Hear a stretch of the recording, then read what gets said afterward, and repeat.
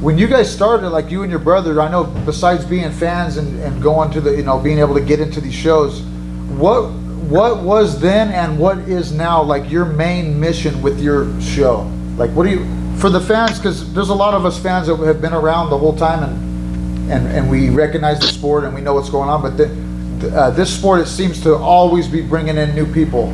You know what I mean? There's always a new fan, it seems like every day. What is your main mission with this radio show? Well, I would say that in the early days, we wanted to continue the legacy of one Ryan Bennett. Ryan Bennett was the host of MMA Weekly Radio.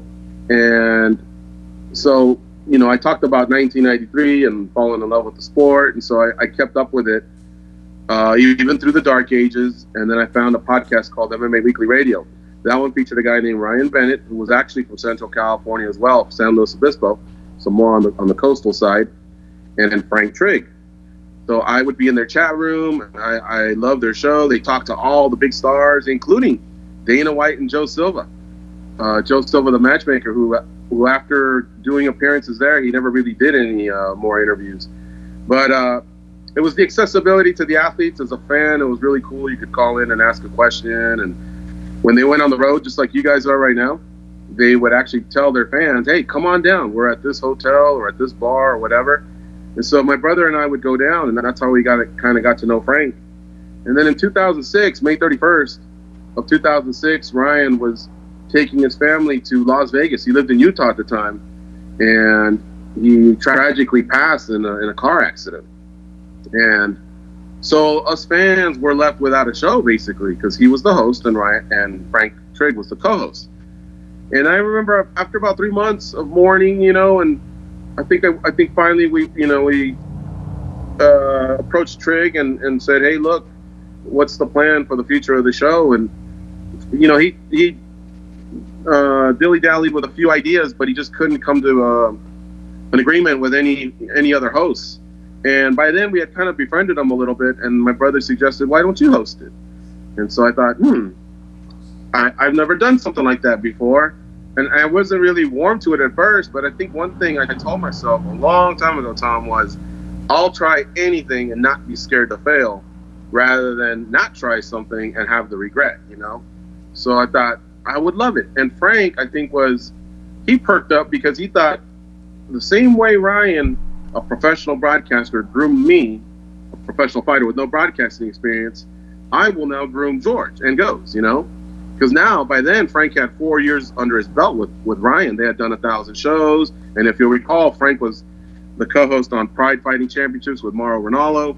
He was also doing MMA, some highlight shows with Jay Glazer on Fox Sports. So by then, he had really acquired a lot of skills, and so I think he took it upon himself to kind of groom us, and he trusted us, he liked us, and so we started Tag Radio. I'm sorry, that was a long answer. That was a long. Hey, the longer answers you have, the easier it is for me. Hey, man, but I'm glad you talked about Ryan Bennett. Ryan Bennett actually worked out here at the WEC at Lemoore, California, and that was right. That was a spot that not only myself, but a lot of my training partners and a lot of these local guys that made it big, we all got our start out there in either Gladiator Challenge or the World Extreme Cage Fighting. And Ryan Bennett, he was a dear friend to not only the Indian reservation, but to Scott Adams and Christian Printup and all these Reed Harris, all these different guys that were a part of the WEC. So yeah, rest in peace, Ryan Bennett. I'm sure he's out there above watching us all do our thing. Yeah, and so now I remember part of your question was what was it that drove us? And it was basically, I knew I could never replace Ryan Bennett, but I just wanted to keep what he had started going, and that was the daily MMA radio show, kind of to give everybody their fix. You know what I mean? That's what I wanted to know. I wanted to know the news. Back then there wasn't as much news, but every day I woke up and I wanted to know what fights were being made, what was being rumored, and what I could look forward to on the next UFC or Pride card. So we wanted to keep that going as best as we could, and that's why in the back of our studio, there's a cage right behind us. You'll see Ryan Bennett's name. So just like you said, respect to him.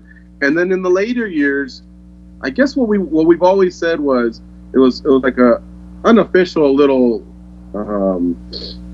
like mantra of ours. We wanted non-fans to become casual fans to become hardcore fans, and hardcore fans to become junkies like us. So we could just take you to that next level. And if you went from non-fan to junkie, even better. But we just wanted to take you on a journey through our daily radio show, getting to know the fighters, and introduce you to a new sport. Because in 1993, I was a huge fan of all the major sports, but some of them had to take a seat to MMA because I became a huge fan of MMA. A huge fan you are.